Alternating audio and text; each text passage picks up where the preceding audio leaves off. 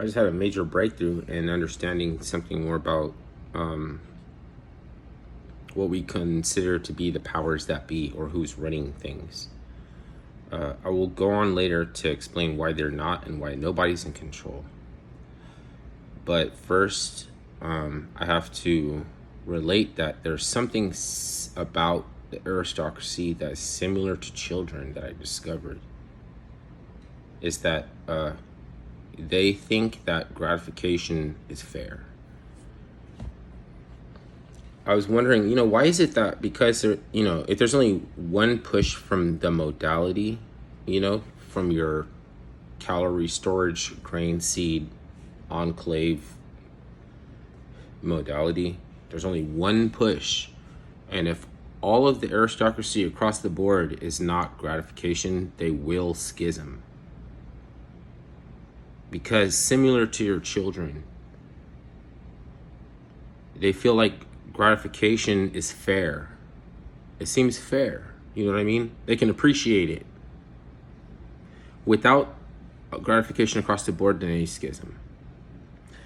With an adult brain, not like a child, they know they figured out that they needed, at first they needed people to become deterministic. Before there's a grain seed storage or calorie storage enclave, you don't get a modality, then you can't, it's impossible to be, you can be determined, like there could be let's say a general before they had wheat grain storage, he got determined to conquer or something. Okay, but it's not determinism. Determinism is a push of the modality from the common man, the proletariat, the layman,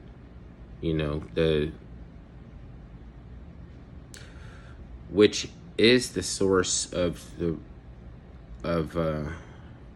wealth. And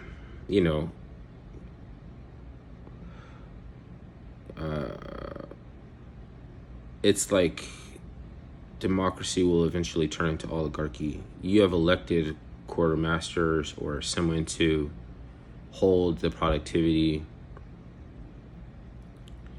And so the aristocracy also knows that at some point in time they're going to want you to become austere, because austerity is what they need to ensue by rolling into the municipality where austerity can clash. Then you'll see some, back in the day, some people fighting naked. Like some people used to like fight naked.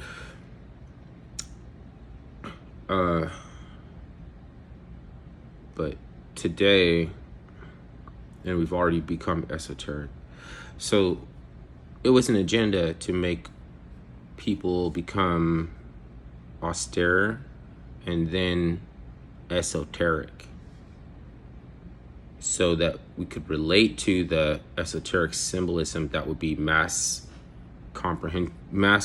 collective consciousness apprehension. Then they can talk to their ruling class elite kinfolk directly through the proletariat by accessing the subconscious amenta, like to project a thought through a conduit. And so you see them trying to create and make a lot of people conduits, just like we encourage fanaticism.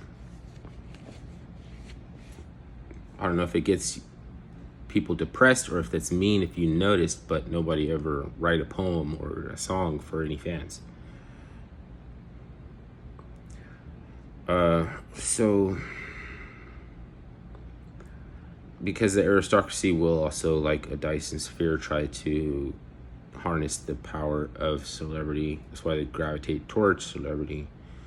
And in effect, if those people who have already become esoteric can recognize the same pathway that the sloppy technocracy is taking, that the old guard autocracy already ran through this before. We were already esoteric. Why would make us esoteric again? Because the new technocracy is sloppy. We already know that if they say that if well, let me rephrase this. You should know that the economic collapse that they're talking about is not for us, or that the governmental, economic and government failure, it doesn't happen to everybody. It only happens to those who saw fit to relate that something it is that you're doing could not be sustained. So like if you're,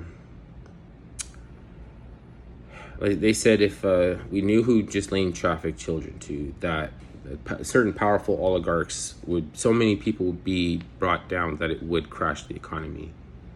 But it's not going to crash everybody's economy. It's only going to crash the economy of people whose were not principles based in universalities. Because the Lord said you cannot destroy what God has made. They'll stipulate that this can be destroyed. See, there's a kingdom running coincidentally. It's alongside, and it's like a unseen. So I know that in some instances they say the unseen are talking about making a deal with the devil, but in this sense, that's not what it means. Like, you can draw from the spirit world and get something, different each time, even if it's just like, who is this pertaining to? Like, because it's not gonna possibly, like, no two people are gonna have exactly the same issue. So it's how you say the same thing in different ways, because when it comes down to it, you're trying to either blow something wide open or confine it to a point.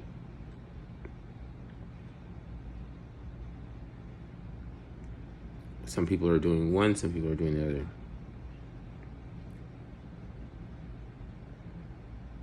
So you know how they try to say, like, oh, you must believe this or you must say that. And meanwhile, we're just driving every day. We're reciting a narrative every day that if it was possible to be compatible with a first-hand knowledge, where something you don't have to say. And this has been going on before I was born, and it's never going to stop. It just seems like it just recently started. But it's been going on all the time.